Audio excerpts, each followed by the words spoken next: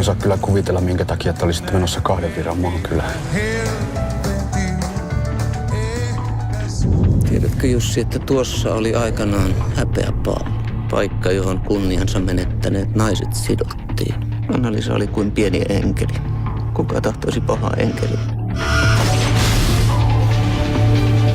Koko Pohjanmaahan on erilaisten uskonlahkojen luvattua maata, mutta tänne on vesiytynyt hyvin omituinen sellainen.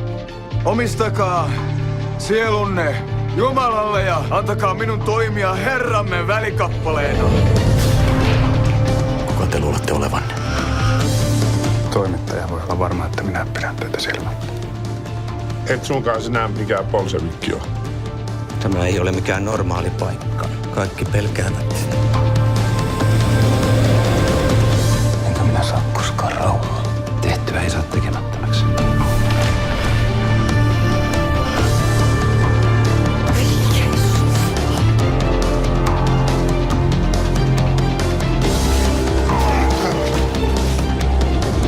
Peli rupeaa olemaan aika kovaa.